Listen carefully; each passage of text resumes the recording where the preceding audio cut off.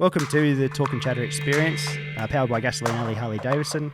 Today's guest, we've got Andrew Wells from Grown Surfboards, custom surfboard shaper, Land Rover enthusiast, and just all-round adventure good guy. Yeah, mate, sit back, relax, enjoy. Welcome to the show. Thank you very much. So, we're here in northern New South Wales.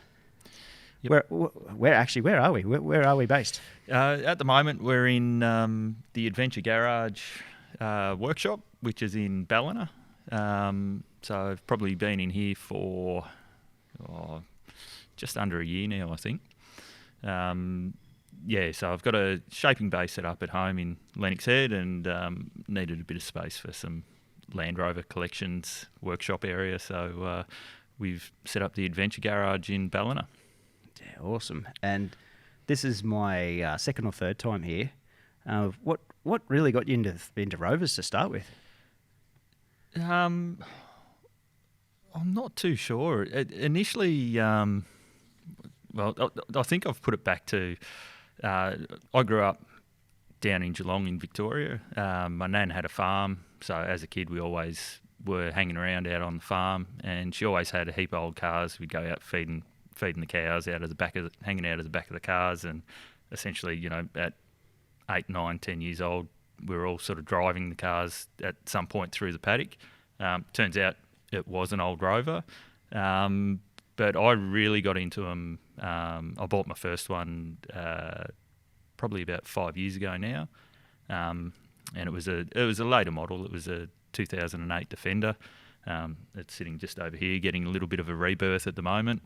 And from there, it's just kind of grown. It was just that appeal, that character that Land Rovers have, and they haven't really changed that much over the years. I don't know.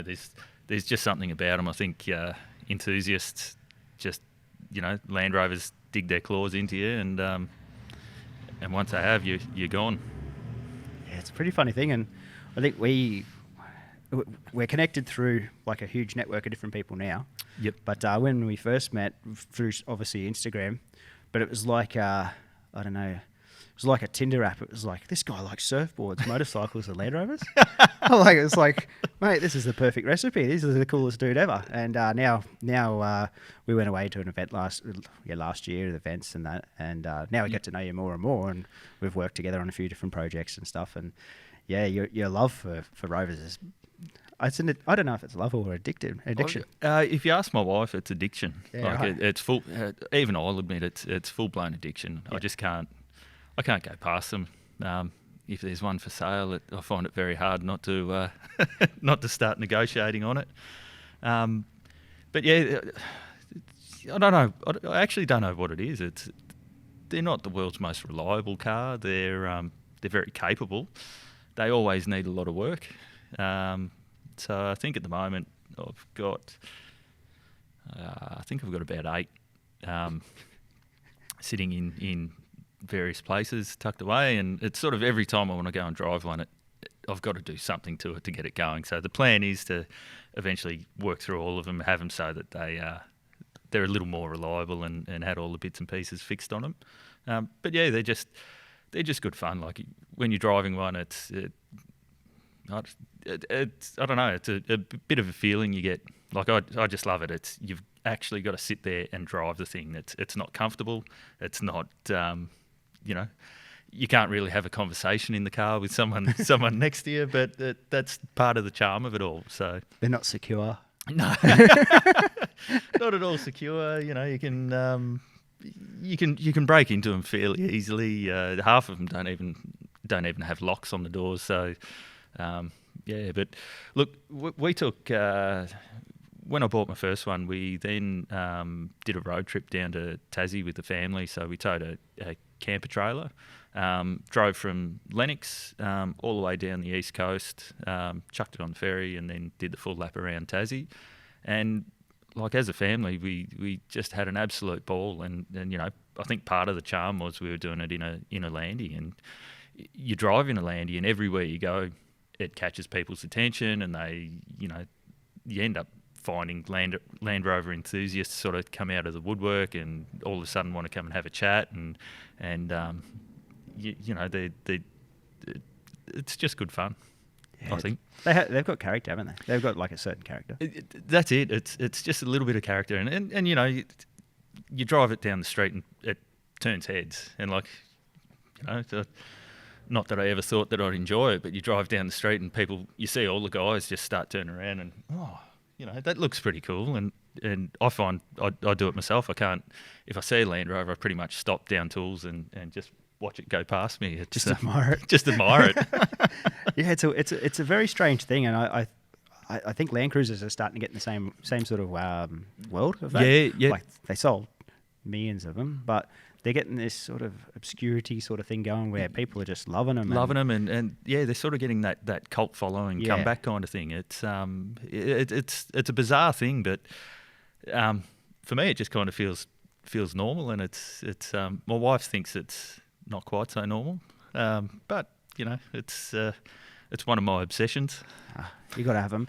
What about how do you procure how do you get your Land Rovers? Like, where you've got a few stories on a few of them, haven't you? Yeah. So I bought my first one, you know, just stock standard. Wanted to get one, so then hunted it down. You know, just bought it through a car dealer. I've got two of the army trucks, so two Parentis. I was allowed to buy one, and it was going at auction online on Grays Online at the time. And you know, with online auctions, I had a couple of bids going on different cars, and then right towards the last couple of minutes, where it all starts to get pretty serious, and I was winning one bid, and then I got a notification popped up, said, "Oh, you've lost," and I thought I'd lost on the one I was winning on, and then so I put a couple of bids on others, and as it turned out, I won two in the auction, and then had to go home and explain myself that instead of buying one Parenti, I'd just bought two, and so I managed to get away with that. I was allowed back in the house after a couple of days, and then I've bought a couple through friends, and then now it's pretty much if people find a Land Rover, I get a phone call, and they're like, "Oh, I've been out at a farm out the back here, and there's a Landy in the shed if you want it." And so I can't say no. So so that's when we get to having a shed. Yeah, for Land Rovers. Exactly. That's I think the breaking point was when I had 6 sort of parked on my front lawn in Lennox. It wasn't a great look. No. So 6 cars sitting there rusting away. I got the okay to get a shed after that. Yeah, so. That's probably a fair call. And you talk about we'll come back to Rovers, but you've got a little shaping bay at home. Yeah, it's a pretty legit shaping bay, isn't it? It is. It's I've probably been shaping boards now for, I think I started before I had my son, so it's got to be sort of 13 or 14 years now. And yeah, we built in Lennox built a house about 8 years ago now, and so you built that place? Yeah. Wow. So we'd moved up we've been living in Lennox for probably 11 years now, I think, and found a block of land and designed and built our house. And one of the key features with it was it had to have a shaping bay. So again, thankfully, my wife isn't great at reading plans, so she didn't really understand how big the shaping bay and the shed area was. So I managed to sneak that through until we started building, and then she worked out how big it actually was. But again, it's keeps me occupied, and it'll, it's great just to have that bay and that area at home that you can be sitting there, have dinner and then sneak up into the shed when everyone's gone to bed and shape boards for a couple of hours at night. And to put it in context for people that are listening, did you ever do you do timber? You do amazing timber boards. Yeah. Did you ever do fiberglass? I started out, so I do hollow timber surfboards mainly. No, I started out in timber boards, which is probably not the easiest way to start learning how to shape boards. So the timber boards, you sort of have to build an internal frame, and it's kind of like an aeroplane wing. You put timber skins around the outside, so you can't really... It's not until the very last process that you kind of work out if you got the shape right, because you're kind of constructing from the inside out. But yeah, look, I didn't know any different. I essentially taught myself how to shape and how to build the timber boards. Tried to research as much as I could on the internet, and sort of pieced it together as I went. And it was only a few years ago I started shaping foam boards and standard fiberglass boards, just more as a quicker way of prototyping, boards and designs or ideas. And I don't know, a timber surfboard will take me 20 hours to build it to get it ready for fiberglassing. A foam board's a couple of hours, so much quicker. Not quite as enjoyable as the timber process. I guess I've always enjoyed woodworking, so making them out of timber was kind of that. It just kind of felt natural for me to try timber as a starting point. And like your craftsmanship's state of the art. Like how many? Thank you. How many boards have you reckon you've sold that hit the water, and how many are art pieces? Or wall pieces. Yeah, Let's not say art, or how are we going to determine it? Look, when I started out, I guess the intention was that I thought, these timber boards would be great, and I was trying to pitch them to people to surf and ride. But what I found is that people have bought them and then don't actually want to put wax on them, and it's turned out that I'd reckon at least sort of 50-60% of them have just ended up have just ended up on walls as art pieces, or I've had phone calls from guys going, oh yeah, look, I've bought it but I just can't wax it, so we've just mounted it in the lounge room. And it's like, no, well, you can do it. I feel pretty privileged to have one of my boards mounted in just the fact that people want to put something that I've made up in their lounge room and look at it. It's I guess I don't see, when I shape a timber board, I kind of see the imperfection in it rather than the overall bits and pieces. So for me, I always end up making something and then just going, oh, there's a few little bits in there, so I wouldn't want to put it on my wall because that's all I'd look at. In fact, I only put my first board on the wall at home probably about 6 months ago. Really? It was the first one I've displayed in our house ever. Most of them are sort of tucked away in the shed in the... And was this one that was a recent build, or was it a first one? Or? No, it was probably it had been around for a few years. I'd surfed it a whole heap of times, and the benefit of them being timber boards is that they're really durable. So you can surf them. They can take a bit of a hiding, and then you just clean them up, and they still look pretty good and brand new. So it was one that I'd surfed a fair bit, and then sort of tucked it away in the corner of the shed, and we were looking for something to put on the wall, and dug that one out, and we sort of thought, oh, well, we'll give it a go, and it's now it's up there. It's I'm pretty proud of having it sort of sit there, and it's just one of those things, I guess. Yeah, it's pretty crazy actually. Like after all these years of doing it. Yep. How do they surf compared to a fiberglass? Look, they surf. They do surf a lot differently because they're hollow. They sort of have a fair bit of buoyancy to them, but then because they're timber, they kind of have a fair bit of weight. So it's that, even though timber's kind of heavy on the ground, once it's in the water, it behaves differently because it's got that, I guess, that inherent buoyancy to it. Then you couple that with the fact that you've got, essentially it's an air chamber sitting in there.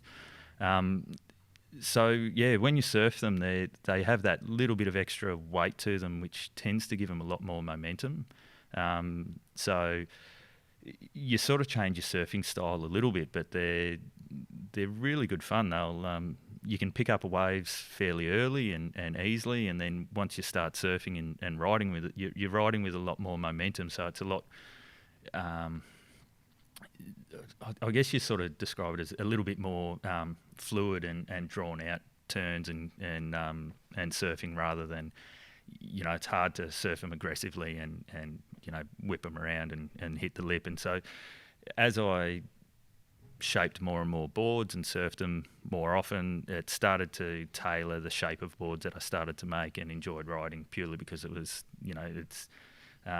there's no point shaping a timber thruster because it's just not going to surf like you want a thruster to surf. So it tends to be your more traditional shapes that work well in timber. So single fins and long boards and timber fish work really well, twin fins. I just sort of started playing around with those shapes and surfing them, and it's actually really enjoyable to ride and to surf with that sort of momentum and that flow that you get from it, I guess. Once you start and once you get your head around it, it's really quite enjoyable. And have you seen in the years that you've done it that there's like a not a trend, but there's more timber boards now getting around, isn't there? Yeah, there is. I guess when I first started making them, there wasn't a huge amount. There was like a couple of guys in the States that were doing them, apart from your old traditional balsa boards. Yep. That were made. And then probably about, halfway through my time making them, Firewire sort of came. They were developing their technology and their foam cores and timber skins, and I think it was, there was a movement of the hollow timber boards. There's a guy on the Gold Coast, Grant Newby, that used to organise the hollow timber board builders day at Currumbin. He still runs it sort of as an annual event, and you'd go to there and there'd be, the first couple there was a handful of guys there, and then each year it'd progress and grow a lot more. And then Firewire started to come out with their timber tech boards. I don't know how long ago that was, but sort of from that, I think that was a big change that. Timber became sort of more acceptable more commonly seen, I guess, in boards again, which was good. It sort of helped renew interest in timber boards. So how many boards have you done a year? Like what's a rough number? Could you put a number on it? Look, I don't actually know. It's always sort of been hard because I've sort of worked full time and done boards and everything has sort of been, I guess, out of hours or at night, weekends and that. But there's a fair bit of time in the process. But a lot of the time is prepping the timber, milling it, machining it, gluing it up, and then you've got to let the glue cure for 12 hours. So that's why working at night kind of works well, because I can get everything prepped, glue it up, let it cure overnight, and then you come back the next day and you're right to go again. But yeah, look, for a little while there, I was going fairly solid, and I was shaping. I think the most boards I shaped in a year was probably only about 20 boards, but I was also making timber skateboards and timber hand planes, things like that. So, at that point, I think I shaped might have been 20 timber boards. I think I did 500 hand planes in 12 months, which was they're time consuming as well. But it was just, there was that surge in popularity with the hand planes, and so I just went full swing into it and just churned out lots and lots of them, and then got sick of it after a little while, and sort of it just scaled it back a little bit to something that's a little bit more sustainable and enjoyable, because it just started to become kind of like production, a production line, which just a job. Yeah, and that's sort of not the reason that I started making timber boards. It was more for the I guess the enjoyment and the just working with your hands. I think that's one of the key things I love doing is I find it to be fairly meditative to just be doing something As soon as I'm doing something tactile with my hands, I can just switch off and just focus and concentrate, I guess, is what I found. And sitting in a shaping bay, whether it's a foam board or a timber board, it's just that sort of great switch the mind off, relax, and just chill out for a little while. And how did the craftsmanship come? Were you always, or was it family, or how did that start? I don't know. It's growing up, didn't really do a huge amount of woodworking or anything as such. Just helped out with some renovations around the house, building timber decks or things like that. It's just, I have I wouldn't say obsessive personality, but it's a Addictive? Yeah. 8 Land Rovers. Yeah. It's I guess once I get something, my wife tells me I'm a perfectionist. So Yep. Once I get something in my head, I can't stop thinking about it until I've done it perfectly in my mind or like that. So I hadn't really done a huge amount of I guess fine woodworking, you'd call it. I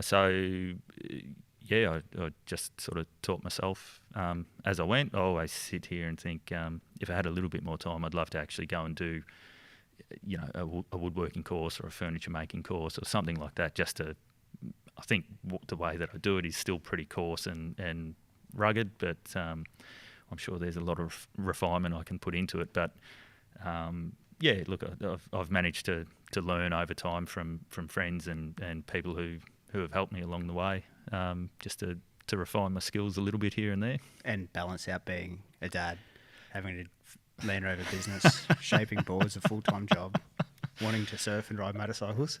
Yeah. It's I have a very understanding wife and family, but I do find I don't quite have enough hours in my day. Yeah. So, and that's the thing. I kind of go in. It's one of those things. I kind of just want to do everything all at the same time, and it's if I'm doing it, I want to be able to do it well, and so sink a fair bit of time and focus and energy into it. It starts getting hard to split it across so many things, but so far it's life, eh? sort of working. Yeah. And then late last year, early this year, you added boxing to your bag of tricks. What happened? Where does this come from? Again, it was just one of those things. I guess I tend to get ideas in my head, and I don't think about it for too long, but it seems like a good idea at the time, and then I just head off down that path. Boxing sort of came up as one of them. It was I grew up sort of playing AFL footy down in Victoria. As I got older and took my footy more seriously, just started training a lot harder, and boxing became one of those sports. It's just a great physical workout, and playing footy at the time, it was just great for a fitness thing. And then just recently I sort of was looking for something to get the haven't been riding the motorbike a huge amount. I don't know why, actually. It's just sort of things hadn't aligned much to get out riding, and it was sort of hot, and it was a really hot, dry, dusty summer, so the trails weren't great to ride. So I was looking for something and just thought, I'll get back into boxing just to get the fitness levels back up. And I tend to have a little bit of a competitive edge, or a competitive streak in me, I suppose. So once I started training, then started sparring a little bit, and then there was an offer to have an amateur bout, which I was pretty keen on, and in the end it ended up it all fell over in the end. But I think that might have been a blessing, because whilst I enjoy doing it, I've realised I'm not actually very good. So I think I might have saved myself a little bit there. So do you think Do you think you'll get back out? Like, you're still going to go back to the training part, though, aren't you? Yeah, You're yeah. I enjoying actually, with COVID, I obviously haven't been able to train much, but went back, did my first training session again, one-on-one on Friday last week, and I've only just been able to move my arms again today. So, And what are we up to? Thursday? 6 days? Yeah, 6 Man. days it took me. I was in a world of hurt. Trained again this morning, and then looks like we'll sort of start to get back in the swing of it again. And it's just one of those things. It's a great aerobic blowout. So I kind of figure that it works well for surfing and it works well for riding the dirt bike as well. Yeah, it does. A really good mixture for the both, doesn't it, really? Yeah. It's sort of it's just one of those, in 30 minutes you can have a blowout that you don't really get in doing any other sort of training that I find. And that's what I sort of really like about it. One, you get to hit something, you get to punch out a bit of frustration and and tension, and you just get that really good blowout at the end of it. So usually I try and get in and do a 5 o'clock or a 5:30 in the morning session. You get it over and done with early, and then you've got sort of the whole day ahead of you. And is that down here? Like, where's that? I do it in Byron, little gym called Counterpunch in Byron, and look, it's fantastic. Absolutely love it. Great bunch of people in there. So I think that was sort of part of it as well, was going in there and meeting those guys, and I guess it's probably not your traditional boxing gym. It's more of a fitness style boxing gym, but it's really good, really well run, and so sort of started to take the kids along to it, and my son's starting to enjoy it now. So it's that little bit of encouraging him to do it, but whilst I'm happy to get my head belted in, I don't want him to to head down that path. So it's that sort of fine balance. Hasn't the like gym wise and that the traditional gym is disappearing, isn't it? It's sort of going to like the invention of like the group things, the group activities, accountability with other people in groups. It's sort of come that way, hasn't it? It has, and for me, I don't know. I try and keep fairly active and fit. With surfing, or I used to play footy a lot, but so I've always tried to maintain a level of fitness. But to go and sit in a gym, I can't really do that. I don't think I have. Chuck iron around a room. Yeah, I can't throw iron around. I don't think I've got the attention span for it. So, and I know that if it's just me driving myself, I'll probably take it a little bit easier. If I've got someone yelling at me to do something, then I'll do it. It's on. Were you a boxing fan? Well, not really. No, not really. Yeah. Again, That's weird, isn't it? it's just one of those things. It was just something that once I started, I think it was just I guess I enjoyed just always setting myself a challenge, and I just found that boxing was one of those things. It's just an intense personal challenge. I think just that just see how far you can push yourself. Because you're a smart person with your full-time job that you do. It's a pretty serious job. Like everything you do is like well thought out. And boxing is one of those sports that's like it's like chess. Yeah, I thought you might be a boxing fan because of that or something, but no. I think that's one of the things that I do enjoy about it, and it's not getting hit. It's not getting hit. That's a really key part of it. And that's what I had to go home and explain myself when I said that I'd signed up for the amateur bout and that I was contemplating it. And how did it go? I got told I was an idiot, but in there's a little bit more colourful language than that used, I think. But then as I sort of explained it part of it, the appeal, I think, is that it's a physical challenge, but it's also that mental workout as well. As it's trying to avoid getting hit as much as it is hitting. So what I did work out was that I wasn't very good, and I got hit in the head a lot. So wow. That's not what that's what no one wants to do. So I'm kind of glad that the bout fell over, and I just got the fitness kick along, and not the broken nose to go with it. Have you seen that footage of Mike Tyson's comeback stuff? Yep. It's been floating around. Scary. It's scary. Like, Isn't it? 53 years old. It is legitimately scary. Yeah, it's just that speed and power. Yeah. It's ridiculous. That's, you just look at it and you go, I can't fathom how he's got that power and speed in his body. Like, how can he generate that much power?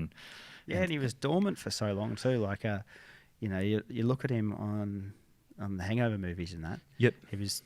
I've read his book fairly recently, so yep. I'm a bit of a Tyson fan, and he was 300-something pounds or something. Now he's come back. He owns this cannabis farm. He's got this total different business model going in the States. It's very, very unique. And then all of a sudden he's come out shredded, and the speed and the power is incredible. It's incredible. Like, what he's doing. He was pretty, in his heyday, he was the scariest man on earth, I think. Like, and he hasn't lost it at all. No, there's still people that are fearful. Yeah. Everyone that's in boxing and that around the world is like, gee, I don't want to be hit by that. Like, I still don't. No, I've been looking at the videos going, oh my, like, legitimately scared, going, I would never ever want to stand in front of him. No, and there's trainers walking away. Yeah. There's trainers walking away like, no, this is it. Yep. Back 2016, I was in Vegas, and he had his stand-up show. Yep. So stand-up, talking about his career, and just one of these dudes that walks in the room and sort of the oxygen sucks out of the room. He's just got this aura that was the baddest man on the planet at the time. Yep. And I was speechless. Like, from being the little kid watching him to seeing him walk in the room and signing my glove and stuff. It was great. He's still just got that presence about him, hasn't he? Yeah, he does. And there's not many people like that. Maybe a Valentino Rossi or a Kelly Slater or something like that. I think it's this aura that they have. Yeah, for Tyson, I think it's just that. It's that presence, but it's just that inherent fear factor that goes with it. Like, like, you watch the videos of him wrestling his tigers and things that just the average Joe, I'll call myself below average Joe, just wouldn't do. So. No. Now, we haven't even touched on motorcycles. Yeah, but you're an avid motorcyclist too. Avid motorcyclist. What got you into that? Again, I'd never really ridden motorbikes. As a kid on my nan's farm, she used to have it was the most embarrassing motorbike getting around. My cousin lived on the farm with Nan. He was into motocross racing from early ages. He had a little Pee-wee that we used to always go and watch him race around on. Nan bought me a little red scooter to ride around the farm on. So that's beautiful, eh? Yeah. So I had that for a little while, and I never really got into it for some reason. It just wasn't cool to ride, as a little kid, to ride this bright red scooter up and down the farm paddock. Imagine it now. It'd People would want it. Yeah, I wish I still had it. I never, rode them a little bit when I was earlier. I actually stopped riding because my sister crashed that scooter. I can't even remember how old we were. We were only little, but it was kind of the first memory I've got of a really gruesome injury. And well, in my mind, it was gruesome at the time. It was gruesome enough to put me off riding the motorbike altogether. Do you remember what it was? She, the throttle locked on. She was just in some gravel, and so the throttle locked on, and she just, high-sided and came off. And really, all she did was ripped open her knee. But at that time, I can't remember how old I was, but it was the most gruesome, horrific injury I'd ever seen, which was just a ripped open knee with a bit of gravel and blood in it. So we had to rush her up to the hospital and sort of get it all cleaned up and stitched up. But that was kind of enough for me to go, I don't want to ride this little red scooter around anymore. So so I stopped riding motorbikes, and it was only probably 5 years ago maybe, living in Lennox. I just a few of my mates rode dirt bikes on the weekend, and it was around the time when there was all the shark attacks happening around Lennox. We had sort of that spate for 12 months where there was, it was becoming daunting to go surfing, and that was kind of my catalyst. Was it got to the point when I was surfing that I'd be duck diving waves, and all I'd have was images of sharks in my head, and it just rattled me a little bit. So I kind of stopped surfing for a little while, and then was looking for something else to do. And yeah, a few of my mates were riding dirt bikes, and they were, constantly giving me subtle suggestions. Ben Munro was probably one of the bigger instigators. Mm-hmm. And then I bought a. I actually bought a DR first. I bought a road bike, the DR 650, so the adventure bike first. Tried to take it out on the trails a little bit, and soon realised it was way too heavy, and I had nowhere near enough skill to ride it in the bush. So got myself a KTM 350, and another obsession grew from there. Yeah, and then you decided to do, was it Broome to here? Yeah, is that right? Broome to Byron. Well, was that a good experience, or how was it?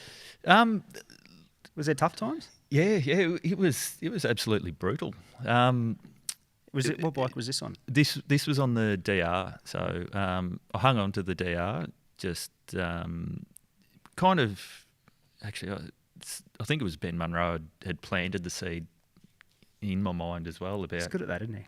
He's really good at it, and stupidly I just keep going along and going, I'm going to do this. So it was, he'd said, how good would it be to ride, motorbikes from, Perth to Byron or Broome to Byron, or, do a big adventure ride. It'd be fantastic. And, the more I thought about it, it was like, you know what, that sounds awesome. It's just it's another one of those personal challenges, I guess, or just something that it's, you're just going to push your limits, and can you do it? I don't know if I can do it, but let's give it a go. So essentially, that idea started. Started to tee up a few guys. Initially, we had there was probably about 5 or 6 guys were pretty keen to come along, and then as it started to progress and get closer, more and more people, couldn't make it for whatever reason, and it was sort of to the point where it was just going to be me. And I was like, oh well, do I cancel? Do I? Mind you, I hadn't really planned anything. It was just the idea in my head at this stage still.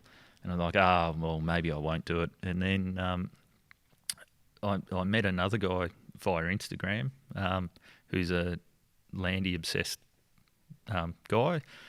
He was living in Byron at the time, and I might have posted something. I'd posted something about dirt bikes, and so we'd met up and gone for a ride in the bush. And while we were riding, I'd sort of mentioned that I was planning on doing this trip across, and he was just 100%. He's like, I'm in. I'm in. Cool. So I'd met him once, and he's already signed up to ride across Australia with me. I hadn't told him I've got no idea what I'm doing. I've got it all planned out. I've got it all planned out. Damn.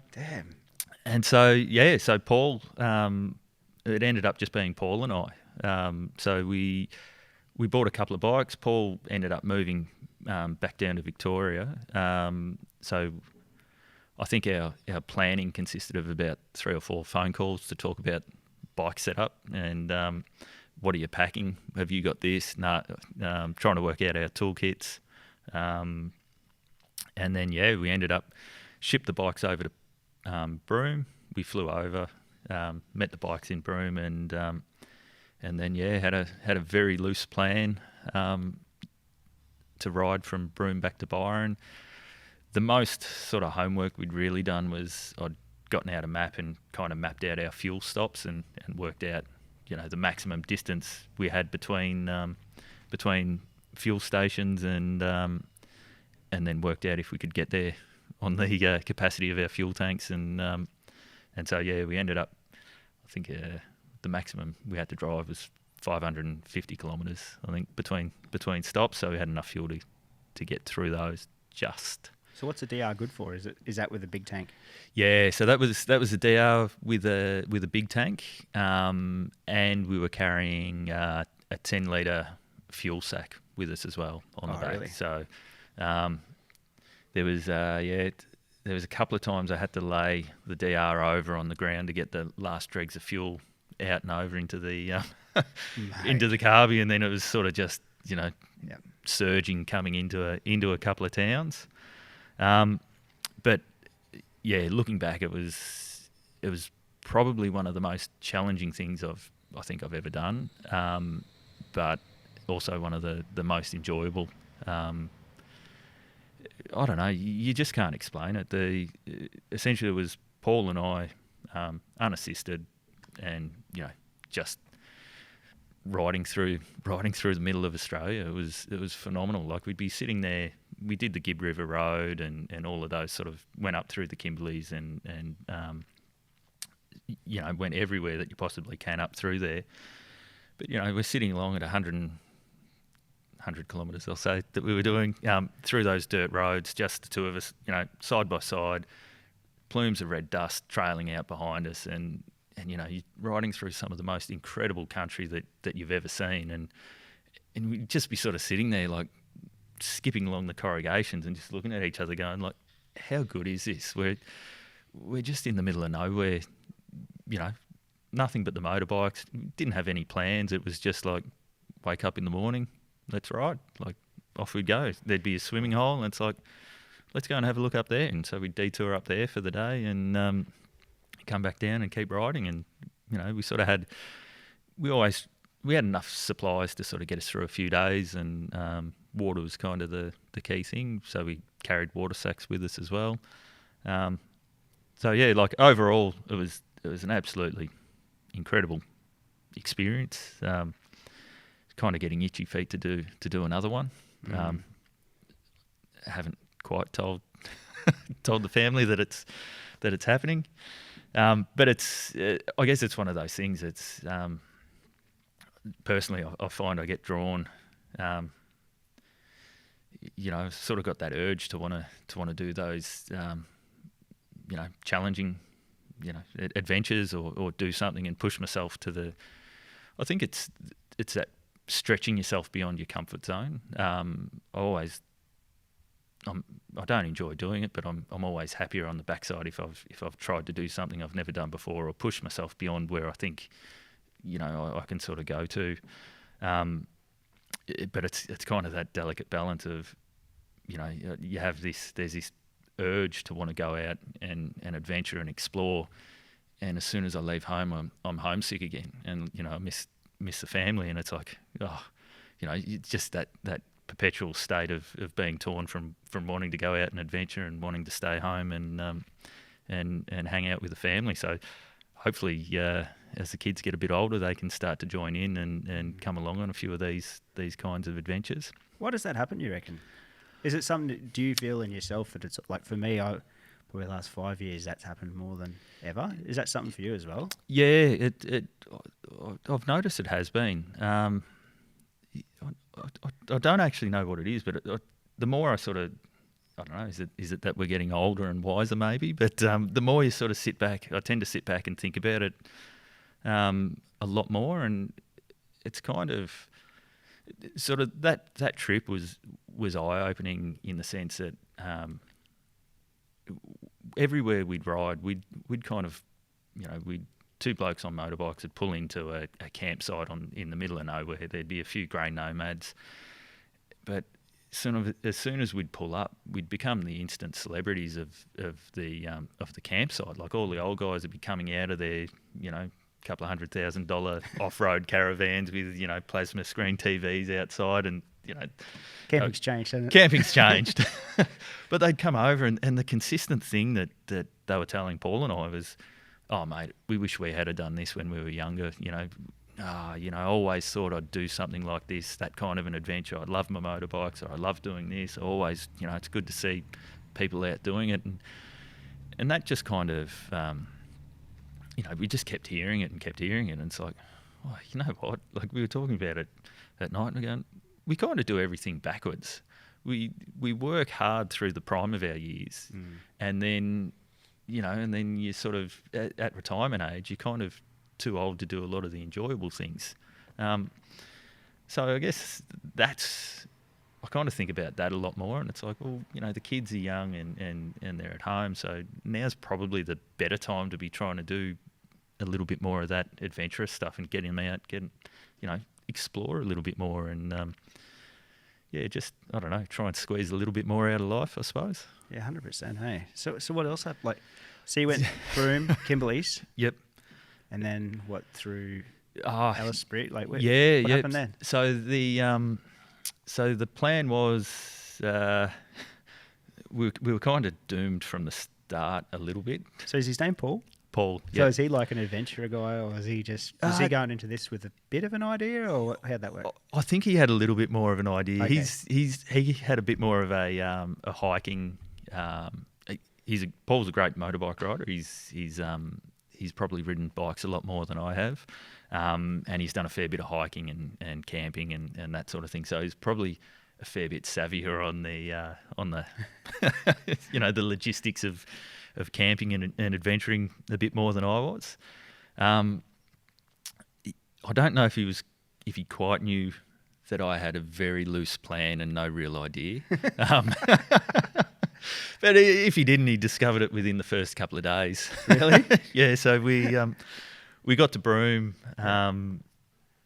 landed there. There was an issue with Paul's bags. They didn't get on the flight, on a connecting flight, so we had to wait a couple of days for his bags to turn up, and then the bikes, we couldn't get the bikes because they were locked up in the transport. So we went Broome for a couple of days. We ended up staying at a backpackers there, and got chatting to the owner, or the manager there, and he just saw us when we wheeled the bikes out, and he's like, "Oh, what's the go here?" And we're like, "Oh, well, we're going to head up. We're going to head up to head out." The plan was to go do the Gibb River Road. Can't even think of the peninsula now that we headed up to start with, but essentially go right up to the tip, north of Broome, and then make our way across the Derby, get onto the Gibb River Road. Plan was loosely to go to, do all of the Gibb and everything in between, Kununurra. Then we sort of made our way across. We went up into Katherine as well. Probably didn't spend as much time in Katherine as we wanted to, or we wanted to try and get up and see a little bit more, but due to a couple of issues we had along the way, we didn't really have time on our sides at the back end of the trip. And then we sort of came down through central Queensland, and then along the Border Ranges and back into Byron from there. So, but it was day one. Day one was all right. We did our first real good start. We did our first stretch up to is it Dampier Peninsula? Is that what it's called? Oh, I've gone blank, but anyway, rode right up to the tip. One Arm Point, I think we went to, and then turned around and came back in and camped. I had my first stack on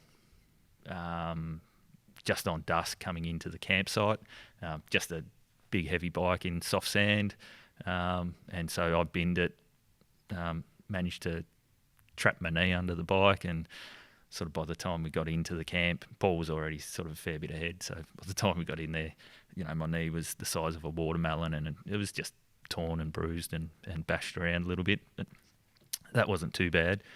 On day one too, I also lost my water sack. It fell off the back of the bike. And so this is all in the first 8 hours.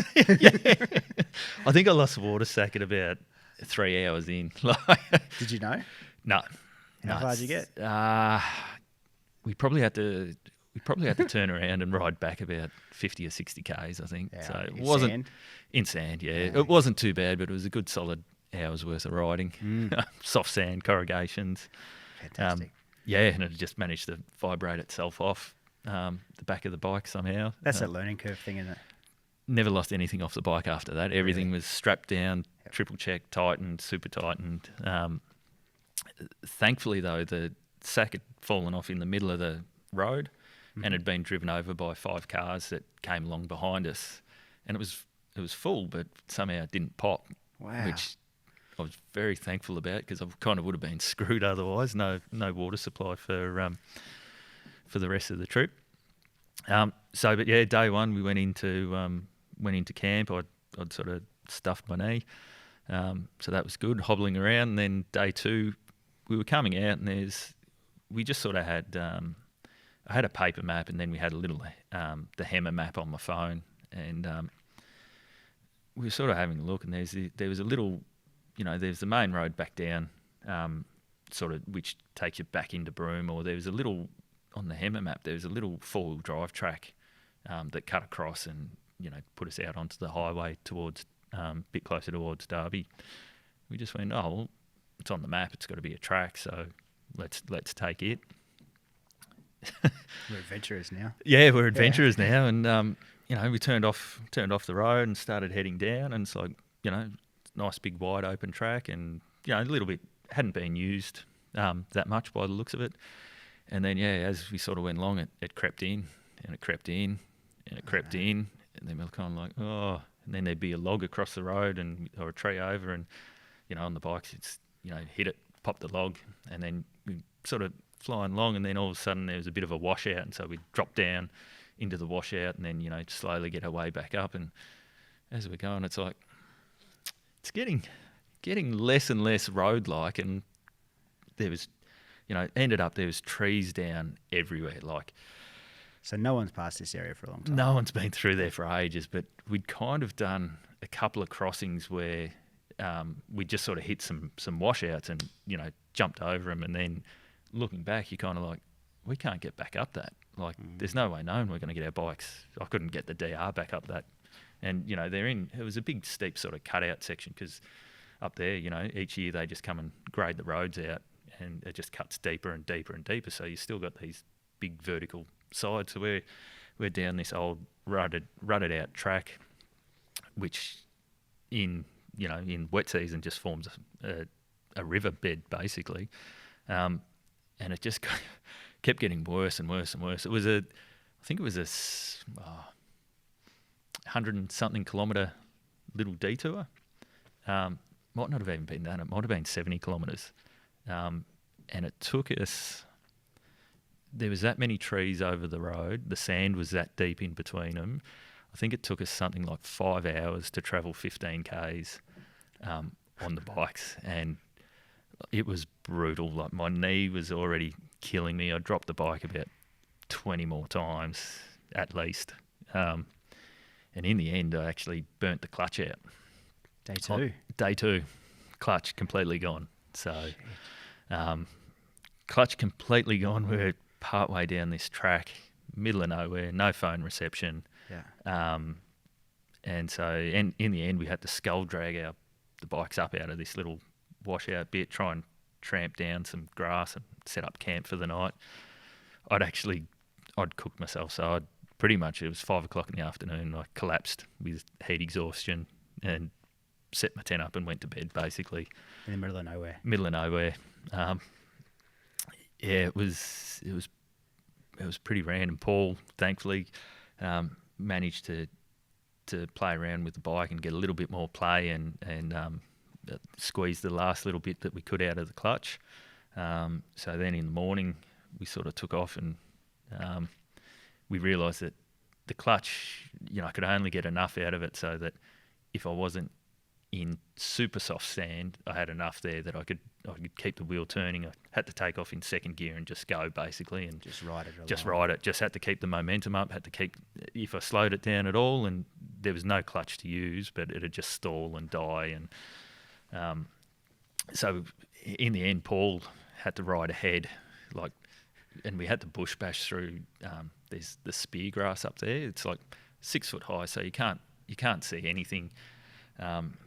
Paul had to ride ahead of me, and essentially I just couldn't stop. So I just had to get it into second and just go and sit on the tail of him. And it was whatever was in the way was just either going over it or, whatever. So we know the other outcome. It's over it or you're over. Exactly. And so, so I just had to, it took us, we started early in the morning, and it took us a good 10 hours, I think, to ride out of there. So what took us 10 hours to ride 50 kilometres maybe. Oh, jeez. And it was through some of the roughest, rutted out, washed out tracks that I've ever seen. Like I haven't ridden a dirt bike through, terrain like that, let alone a DR fully loaded, weighing 200 and something kilos, and eventually we managed to get out. We got back out onto the highway. I've never been so happy to see some bitumen in my life. It was the longest 2 days I've ever had, and this was, day 2 into the trip into it. Did you the next day after the exhaustion? Were you burnt still? Yeah. I just I was absolutely sapped. And that night, I was trying to rehydrate. Trying to eat, so I had some energy for the next day, and I was just conscious of, I had hydrolytes with me, so I was trying to get as much fluid back into me as I could for the next day. But the problem was that I didn't have a huge amount of water left. I think I might have had 5 litres of water with me left at that point. Even though we're only, 2 days in, it was just that, the first day riding in, drank a fair bit, and then the next day it was such hard work. It was hot, and just dropping the bike.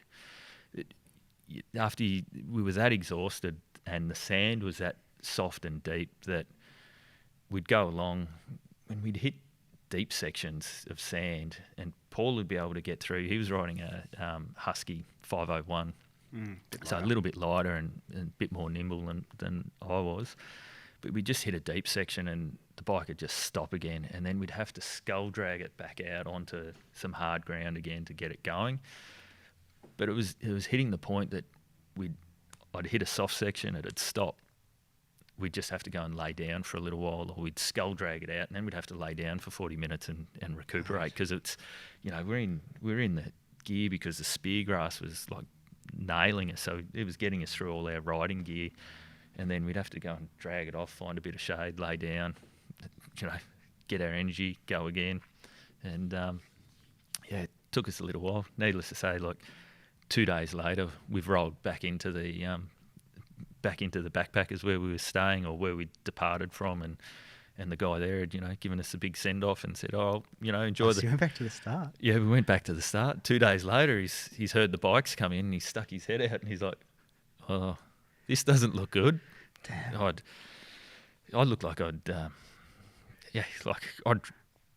got off the bike and like tipped water out of my boots, like I was sweating that much from the exertion of trying to get through there. Like walking around, my motorbike boots were just sloshing, and I was parched, and I'd run out of water, and I was nearly at the point I was going to drink it back out of my boots again. But Wilson,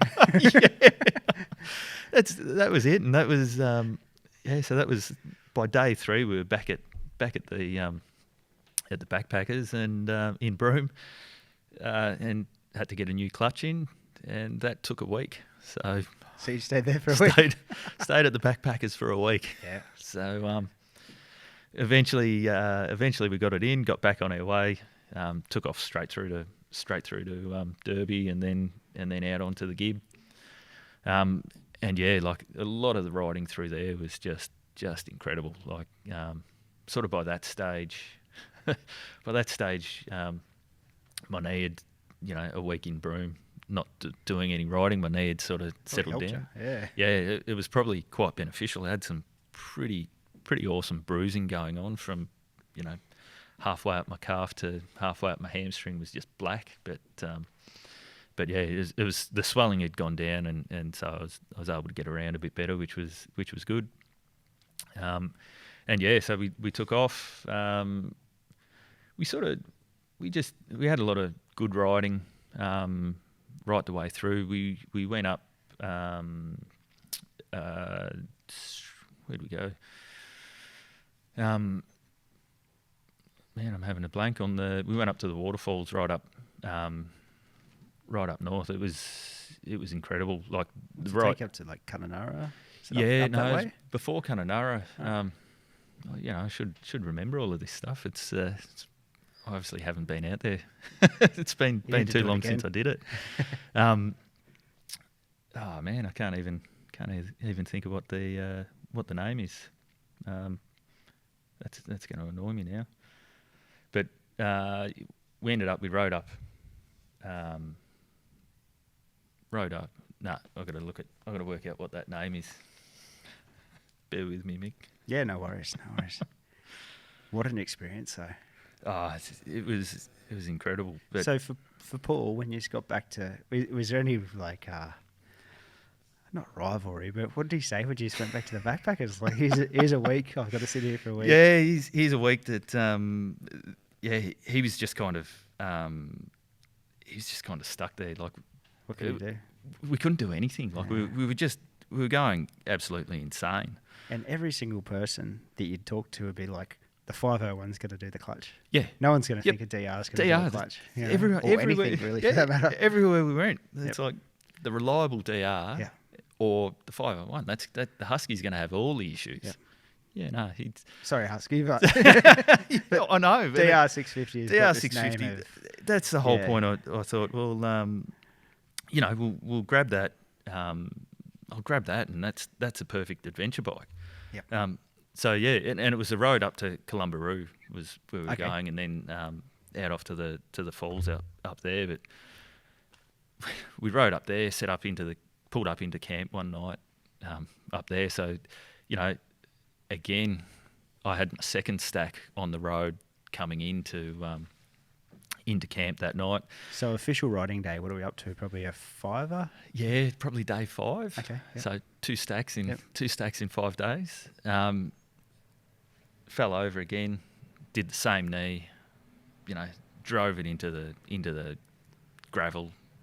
Again, just getting a little bit carried away. We came in, we crossed King George River, did really good river crossing, and then everyone was telling us that the road coming in was just horrible and one of the worst roads that they've ever driven on. And we got there and it had just been freshly graded and it was like a flat track. So all of a sudden, we'd had a fair few kilometres under our belt, and so we were coming in and just flying through there, and I got a little bit overconfident and then hit some loose gravelly stuff, and so binned it sort of coming in. And then, it was Mitchell Falls is what I'm thinking of, is where we were heading into.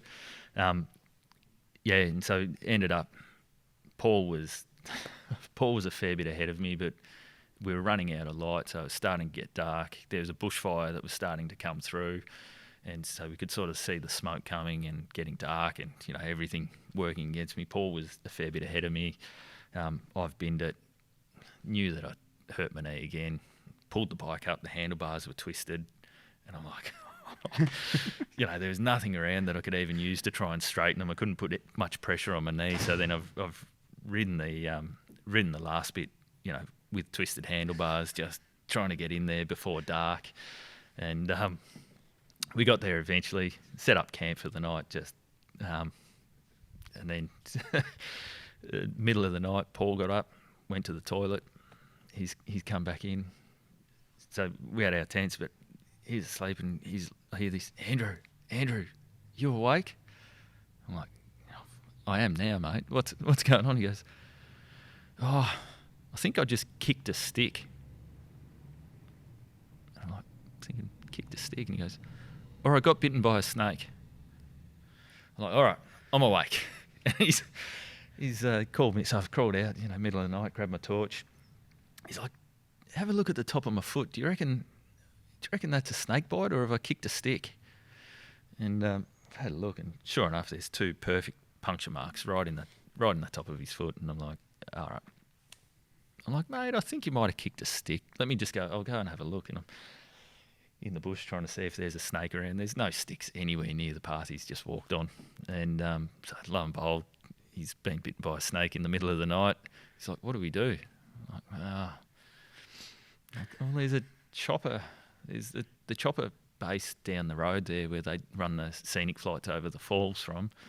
I'm like, I could go and wake them up, I suppose. And I said, we had a snake bandage. It's like, let's put the compression bandage on, I didn't really know what we were doing, but it was like, if you start feeling nauseous, I'm pretty sure you'll start to feel sick if you've been bitten by a snake. So just put the stocking on, elevate your leg, lay down, just chill out, and I'll just monitor you for, every 10 minutes or so. I'll jump back into bed, and we'll just make sure that I'll sing out and make sure you're okay.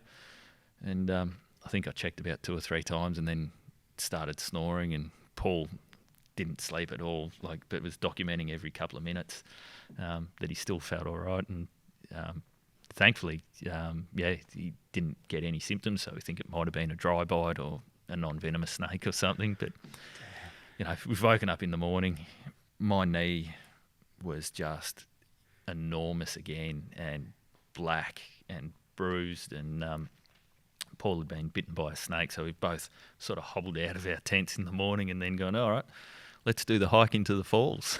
Oh, no. So we did that. We managed to get through it, and then we got the chopper flight back out of there, which was good. So that was about day 5. We were pretty beaten and bruised. But then rode out of there. Sort of got through most of it fine. Until we hit, got to Mataranka. Yep. And then again, I had issues again. We went into a little town called Nooka. We went in there to get some fuel. And it's just sort of before we'd gone through Mataranka, and then you sort of go to Roper Bar, and then we were taking the Savannah Way to sort of to head across, and we'd been told that Roper Bar was shut, so you got to get fuel either at Mataranka and we thought, well, Nooka's sort of just around the corner. We'll fuel up there, come back, and then head off on our way. And I got a puncture coming into Nooka. I'd run over a nail, and it pretty much just cut a C-section in my tube. Wasn't a drama. I had a spare tube, so we just pulled over and took the wheel off. Swapped the tube over, and then just as we were putting the last little bit of the tyre back on, the tyre lever snapped, bang, punctured 2 holes in my brand new tube. It sort of snapped and went in. It's like, I don't think it punctured. We'll just pump it up and check. Yeah, so it had punctured. Had to take it back off again with a broken lever, try and patch it up. Long story short, about 5 attempts to patch a tyre later, it was pitch black. We'd ended up swapping over we'd abandoned the rear tube. We'd run out of tyre patches. I chucked a front tube in my rear and thought, all right, we just got to get out of town and go and find somewhere to camp. We got about 3 kilometres down the road again. The front tube burst in the rear, and pulled over into the scrub on the side of the road and set up camp. And tried to work out what the hell we were doing, and we'd run out of patches, we'd run out of glue, we had no spare tubes. Paul was running tubeless in his, but both his tubeless had burst, so he'd used a couple of my spares, and we'd ended up chucking tubes back in his bike.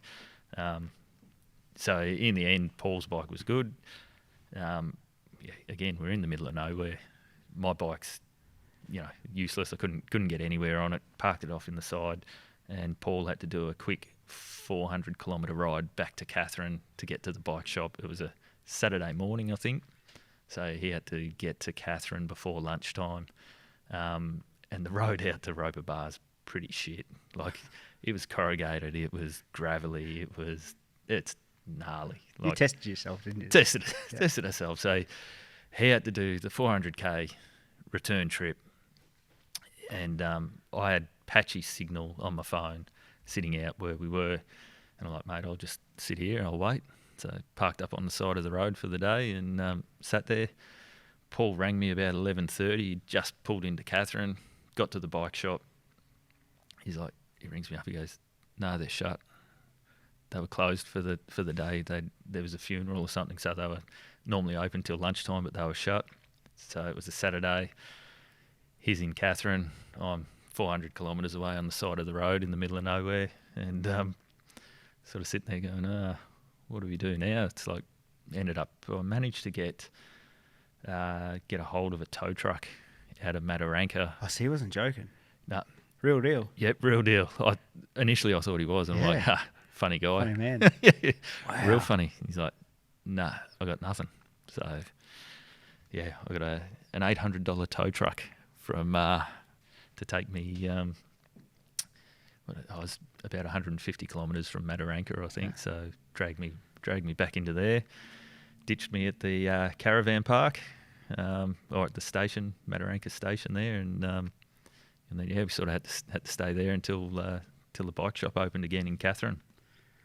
So the good thing was that Paul managed to, the bike shop was shut, but he went and got a heap more patches and tyre repairs and glue and everything. So we thought, we both met up at Mataranka again. We thought, well, all right, we got a few days. Let's just sit here and try and repair this tube properly and see if we can get on our way. And we tried, and mate, it was one of the most frustrating things that we've ever done. But we got it, tried that many times, and nothing it just wouldn't take. We had every old boy in the campsite over giving us a hand, and I've done this before. I've done this before, and eventually we got there, and it's we've patched up. It's like, all right, let's clean it. Let's let everything dry. Let's do it all by the book, and given it plenty of time to cure. We let it cure for a couple of hours before we even tried to inflate it. So we got it all patched up. It was looking good. Put air in the tyre, let it hold. It's like, you beauty. It's holding pressure. No leaks, no bubbles, nothing. All right, sweet. Let's just put it in the wheel. Back in the tyre back on, pump the tyre up. Let's let it sit again for a couple of hours. Make sure it's holding pressure. Hour or two later, came back. Still good. All right, chuck it on the bike, pack up tent. Let's go. We're out of here. Putting the wheel back in the bike, and I just heard it go. Patch had let go again. Wheel went flying. Bike got kicked off the stand. Biggest hissy fit you've ever seen. Went off to the bar. Wait till Monday. Yeah. Wow.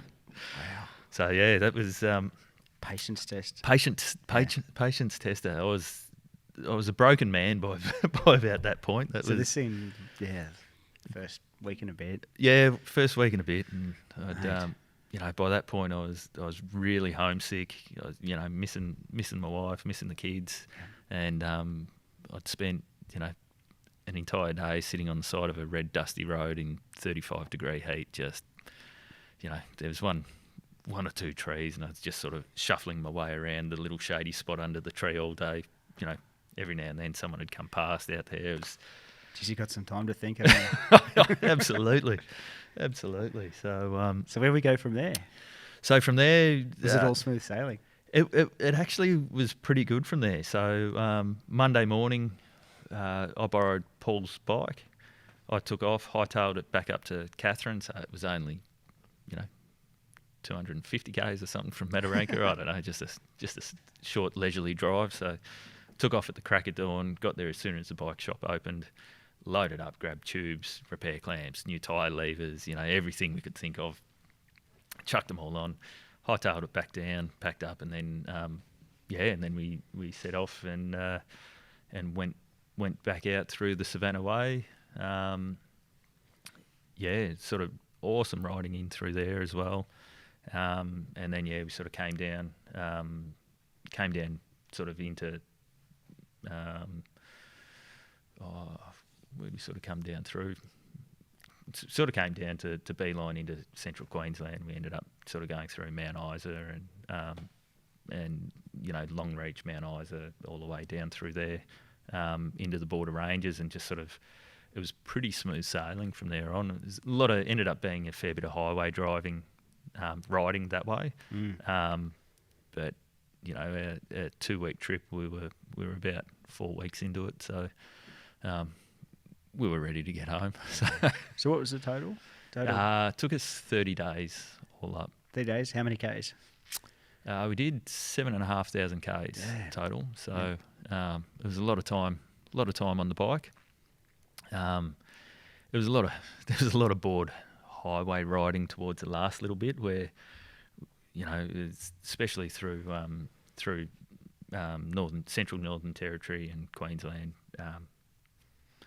there's just some long stretches of straight road with not much in between. So Paul and I were sort of getting a little bit bored, and you'd be riding along. Next thing you know, Paul would go past with his feet up over the handlebars, laying back. By that stage we'd been riding so much, it was like 110 kilometres he'd go past, and it's like, oh, all right.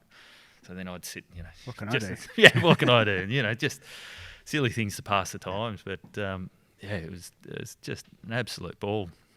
Having said that, by the time we got into Byron, pulled up at the Rails car park there and handed the bike off. A few of the boys were there actually a few people there to meet us.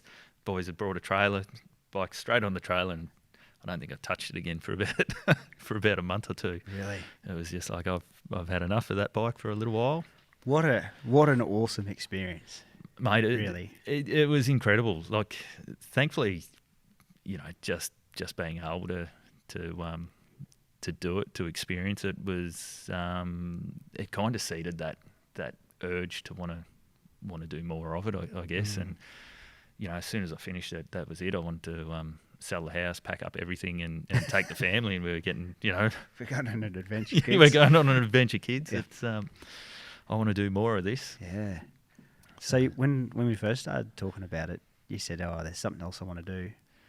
Would it be that again, or have you put some thought into another style of adventure? Yeah. Yep. I've just started the conversation with a few guys to have a crack at doing the Cape. Yeah, cool. But like in hindsight, it's all the stuff that kind of went wrong was part of the fun, part of the adventure. Like it was, when something's broken or busted and you're out there with nothing else, like that's where you've kind of got to work out how the hell you're going to get yourself out of it. Yep. So we're contemplating at this stage is a trip up to the Cape on shit boxes, basically. So we're going to set a limit on the amount of money you can spend to buy your bike. Yeah. And we're thinking it'll be the last man standing up there, basically. Support vehicle or nothing? We might take a support vehicle just because of the bikes. Just because of the bikes. Yeah. And just to set a couple of extra challenges is you get a limited time frame to repair your bike if it breaks down, and if not, then you're left behind with the support truck. Yeah. In the bivouac, you've only got an hour for a night time. Exactly. Wow. So it's early days, but we think something like that might be on the cards. That's cool. A couple of my mates and myself a few years ago were talking about posties. Yep. That they're super reliable and everything, but oh geez, mate, that posties to the Cape that'd be an adventure, especially on what are they, 12-inch wheels, 12 or 14? Yeah, very small. Yeah, in that sand, it'd be pretty. It'd be hard heavier work. In the sand on a postie. Yep. It'd be hard, but same thing. What a journey! And Australia's like an adventure capital, really, for people. Like if you're into the outdoors, there's not much of a better place to be. Absolutely, and when we did the Broome trip, like we bumped into a guy from Port Macquarie, and he was just riding solo. He was on a KLR 650. Damn. So we bumped into him at Mataranka, and he was just on his way. He's like, "Oh yeah, I'll cut across the bottom of the the bottom of the Gulf, and then I'm heading up to the Cape, and then just going to make my way back home." He'd started at Port Macquarie and gone down south and all the way around. And it was like, oh man, dream, eh? Dream. Like he would have been in his late 50s, I guess, early 60s, and he was just same thing. He's like, "Oh, I've always wanted to do this, always found an excuse to put it off." And he said, my wife got sick of me talking about it, and she said, "Just bloody do it." And so cool. he was doing it, and he was having the ball. So he, when we left Mataranka, he sort of rode with us for a little bit, and then we'd cross paths a little bit here and there. But so it's like, well, Cape. That's a big one. Cape would be a challenge. So I might try and put a little bit more planning into this one. And no, don't. But no, that's a cool story though. Really, that's a really good adventure story. Yeah, I think on the whole trip, I'm just glad that the Broome to Byron trip was. Paul was a pretty chilled out and placid guy, which is good because yeah, he was kind of the cool, calm, collected. Yep. You know, think his way through it first. And there's a few times I was losing the plot a little bit, and you know, he was just cool, calm, and just we'd work our way through it. And it's like, all right. Yeah. Methodical. Methodical. Was did he have any issues, or did he have a pretty smooth run? No knees blowing up, or no? Look, he was running the tubeless system in his tyres. Both of those, he burst both of those, like the actual inner tubes. One of them we'd ridden into a waterhole. We'd been up swimming for an hour or so and chilling out. It might have been at Emma Gorge or somewhere like that. We're just walking back down to the bike, and as we're gearing up to take off again, we just heard, you know, his front tyre let go. Yeah. We're like, oh, so we don't know. It just ruptured for some reason, so we chucked a spare tube in, my spare tube in there, and so he did both the tubes in the tubeless system went, and then somewhere between Kununurra and Catherine, he was having issues with his bike. It kept sort of spluttering and dying and conking, and so, you know, it's sort of open road there. So we were hooking along, and then all of a sudden he'd lose all power again, and then he'd sit down or something, and then it'd take off again. So we pulled over a few times, and we thought it was a fuel issue, or trying to work out what was going on. It turned out he just had a loose connection on his battery. So every time he'd stand up off his seat, it'd take the pressure off, and it'd jiggle free, and every time he'd sit down, it'd make connection again, and off he'd go. And that was it. That was all the issue he had on the Husky. That's one of those things that could really be hard to find. Yep. Like, unless you're really lucky and see that, you know, you start looking at fuel, then, is it this, is that? The battery connection. Battery connection. Really. We didn't even, you know, it was kind of the last thing, and that's exactly what we'd done. We pulled over, you know, checking all the filters and whatever else, looking, going, you know, no, there's fuel, looks like there's fuel there, and couldn't work it out, and then realised that it was only by chance. I think he bumped the battery connection and just went, oh, it was just barely hanging on there, and so that was it. That's pretty good. It's not bad at all. Not bad. Yeah. The DR. Yep. They're a pretty incredible bike, aren't they? Really? Realistically, yeah. Like it was just a workhorse. Yeah. So we did a fair few river crossings, and fairly deep too. So that was the first for me. I've never really done much riding through water, let alone anything that's... Well, that's supposed to be for boats and surfboards, isn't it? Yeah, pretty much. Yeah. And I think we did all the Gib, and finally got to sort of Kununurra, and I thought, I'd better give it a service and change the oil and clean the filter. Took the opened up the airbox, and like there was that much sort of muddy water sitting in the bottom of the airbox. Yeah, nice. The filter was just caked with mud, and like coming into Kununurra, it was starting to lose a little bit of power and struggling a little bit. And again, I thought it might have been a little bit of an issue with some dirty fuel or a blockage, or I thought maybe I hadn't really checked the air filter that much, and thought it might be a little bit caked up. But yeah, it was semi-submerged and just kept tractoring along. You know, a little bit of a steamboat every now and then. You'd suck air in and blow it out the back. But it just kept going. It's pretty cool. After it had a brand new clutch, it kept going. It's like a birthday. Yep. Yeah, it's pretty cool. Harley are about to bring out the bike called the Pan Am. Have you seen any of this? No. So it's their version of the Venture bike. Yeah, right. So Pan America or Pan Am or whatever. Yep. And it's supposed to be delivered towards the end of the year, but we've had this thing called COVID that's popped up, and I think it's going to be delayed a bit. But I've currently got my adventure bike, and this thing looks incredible. So I don't know. What have you got? You've got the Tiger. I got the Triumph at the moment, the Tiger 800, and I went out on it 2 weeks ago, and the 50k reduction thing got it lifted. First time I've ridden it since I dislocated my shoulder, and we went out. Have you been up the back of the border ranges near Duck Creek and stuff? Yeah. So I went up there, and I was like, this should be pretty cool. Mate, some of the rocks were coming through.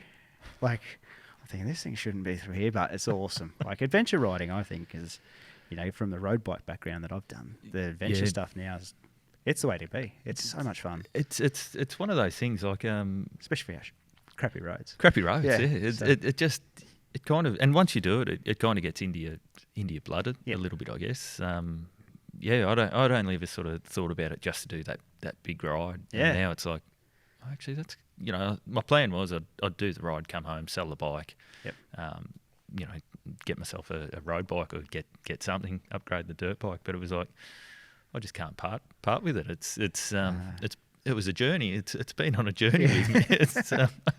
It's still wearing the battle scars from it, but yeah. And at the same time, I don't want to get rid of it because it's like, well, that's awesome. I can throw the tent on, set, you know, and just take off for a couple of days and go wherever. That's such a cool part to it. You know? It's. I think it's just having that, you know, with the adventure bikes, it's that bit of freedom that you can, you know, they're a little. You can throw a bit more gear on them and take off and just go wherever you want. To. Yeah, no, it's pretty damn cool. And yeah, I don't know. I looked at adventure bikes growing up and like sort of waved at people. Yeah. Look at this guy. This is a bit odd. And now I've got one. Yep. And same deal. I look at myself and go, "Oh, you're a bit odd," but I love it. I really am addicted to riding it. And Yep. you know, you give some of the sports bikes a bit of a run through some of the hills too because they handle. They're okay. They're okay, yeah. And they get good ground clearance. And Yep. you know, as I said, the roads they're not the best in the world, but you deal with what you've got, and these things just soak it up. So yeah, it's pretty cool. Have you got a name down for one of the new Harleys when they come out? I would like to go on a ride for one. So, but yeah, definitely. For the details on them, they're few and far sort of between at the moment of the specs and stuff. Yep. But I've seen a couple of like the semi-launch videos, development videos. Yep. And it's aimed at sort of the BMW KTM. Well, this is what I feel. This is coming from my own personal opinion at that sort of market, like the GS or say a 1190 Adventure or 1290 now. Yep. It's going to be really interesting to see where it sort of sits in there. Where it sits in the market. I think it's exciting because those two brands have had a pretty consistent run of the premium adventure range. Yep. So this should be it should be really cool to see, and hopefully like the engine, the Harley engine is like the V-twin. Yep. It's awesome, you know, torquey motor, which out in the bush or hill climbs or anything, could be just beautiful.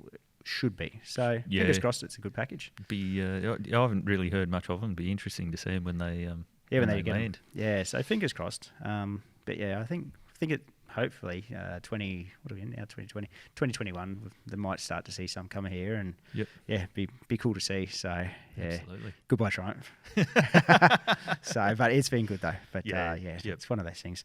Now you part of riding bikes, surfing, and all these other adventure activities. You don't mind MotoGP as well. Yeah. Yep. So last 2 years or what have you done? Last two, maybe 2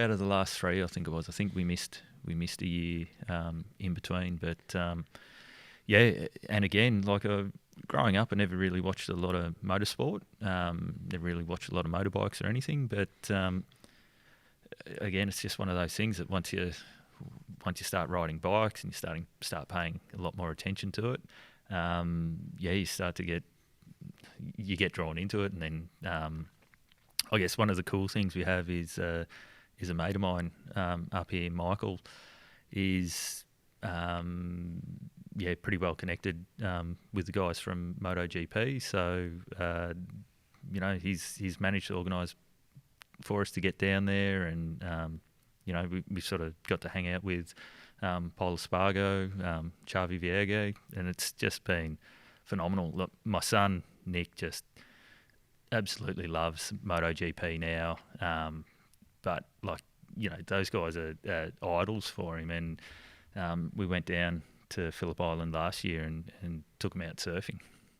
That's unreal. And it's just hanging out there, just awesome guys, and for Nick, he's the biggest thing for him was a bit of a boys' trip to Phillip Island. He'd want an Instagram account, for forever and a day, and we've been like, no. And then finally it's like, all right, mate, you can have an Instagram account, and like helped him set it up. His first post It's the photo of him surfing with two guys from MotoGP. His first 2 likes ever and first 2 comments on his first post are from 2 MotoGP guys. Like, it's incredible. He's just sitting there going, this is phenomenal. And yeah, like it's Are they good guys? awesome, absolutely awesome guys. Like in our first year that we went down, KTM Red Bull was fairly new. And like Paul took us in, gave us a tour of the pits.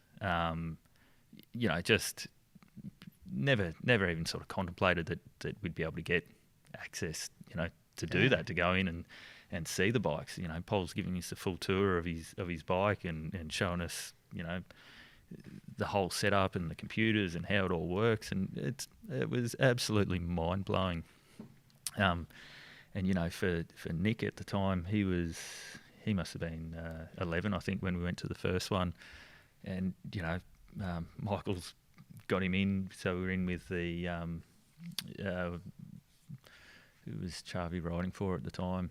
He was riding with Remy Gardner in one of the Moto2 teams, but Nick's in there on the got photos sitting on the bike, on the bike in the pits. He's stuck his head out of pit lane and seen him coming down, in warm-up laps, and like it's just absolutely incredible. And then last year I actually managed to get out onto pit lane at the start of the race for Moto3, so on the grid. Out on the grid. Yeah, right. And so like for me, like I was a kid in a candy store.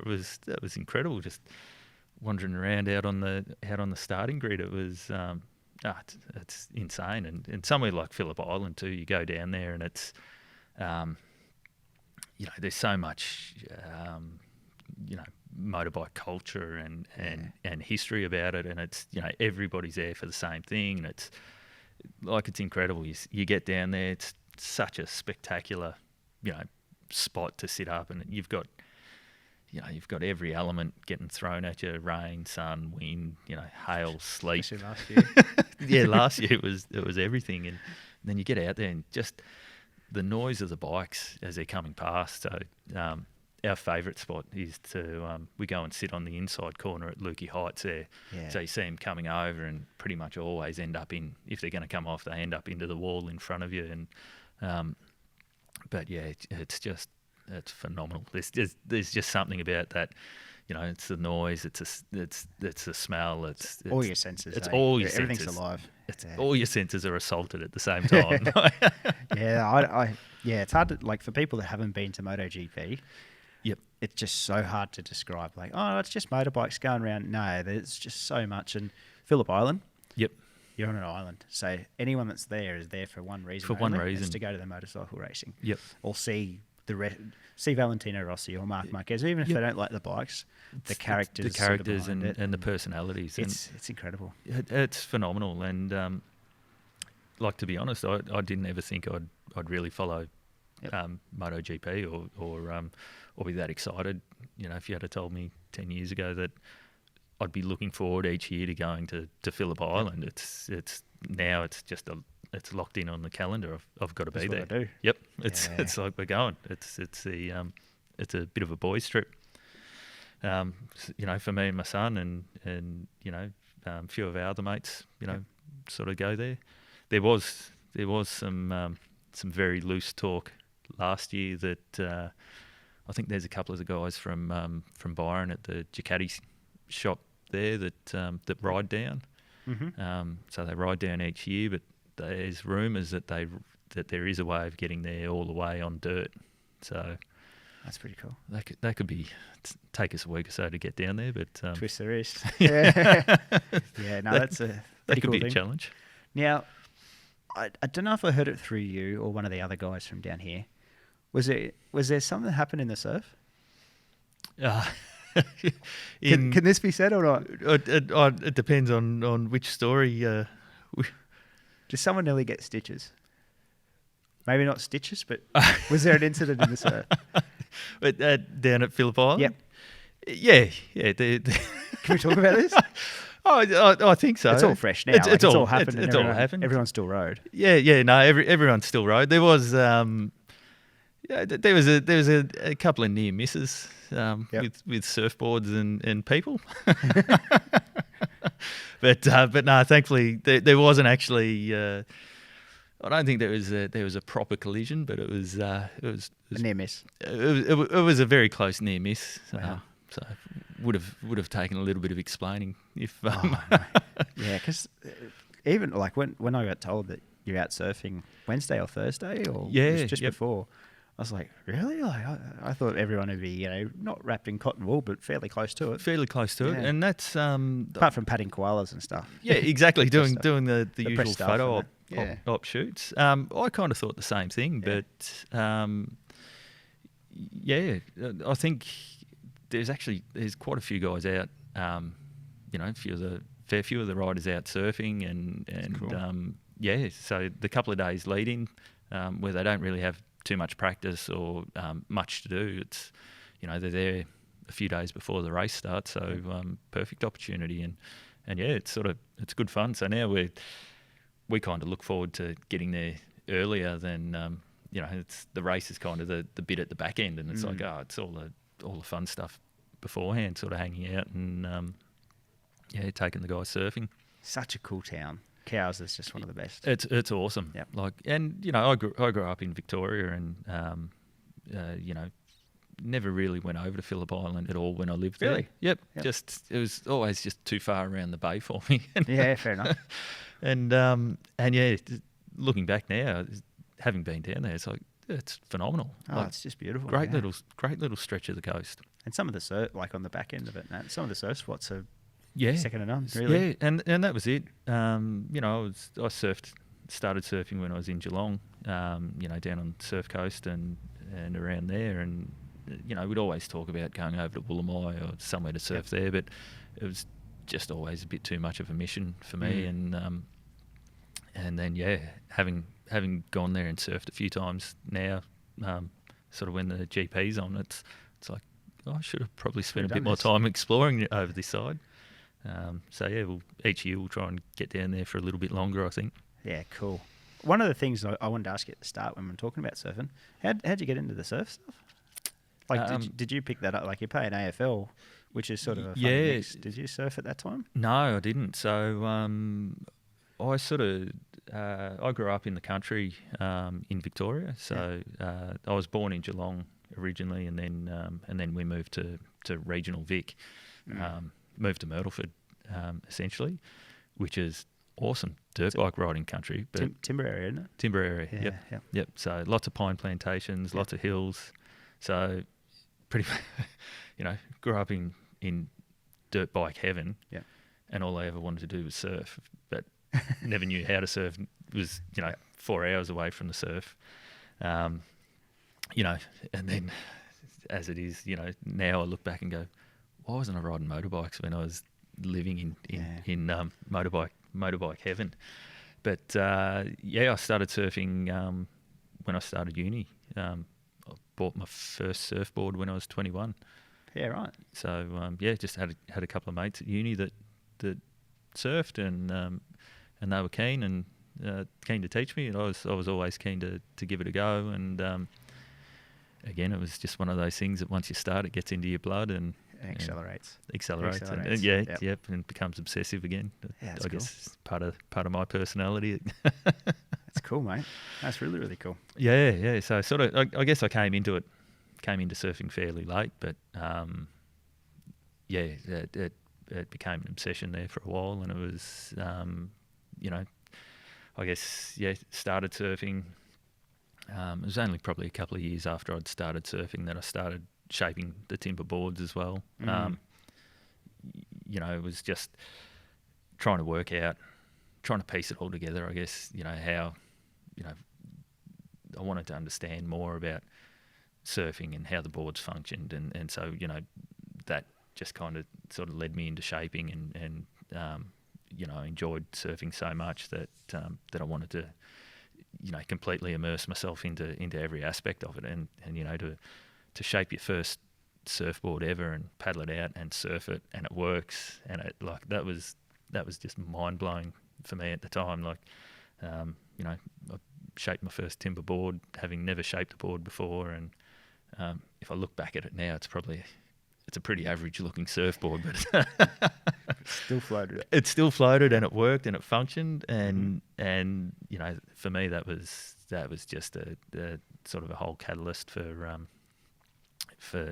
getting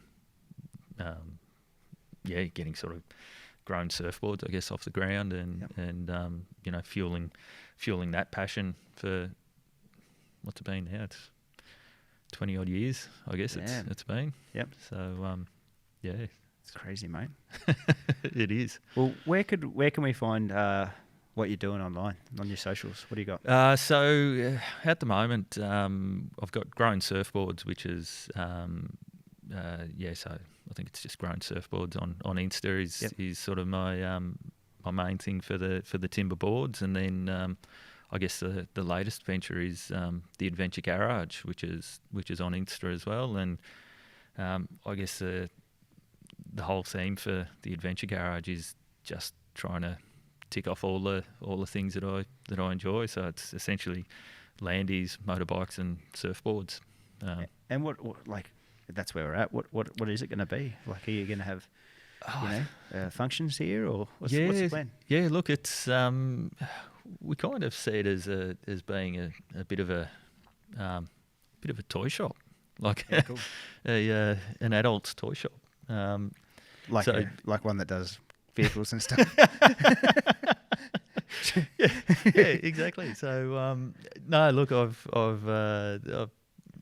sort of pretty passionate with the Land Rovers and the restoration, getting them up and running, but also I've started bringing in some parts for the cars. So I guess that's the backbone of the business really is Land Rover accessories. But yeah, essentially, I kind of want it to evolve into that space where it can be used. You know, it's a workshop to be tinkering on the cars, on customising some bikes, shaping boards, planning the next stupid adventure idea that I come up with, and then just essentially at the moment it's a bit of a spot where if someone's looking for me, they come in here overnight and we sit around and tinker on something and catch up. Good place to be. Really good place to be. Not bad at all. We're in a bit of a holding pattern with event-wise at the moment, but any Transmotos planned again?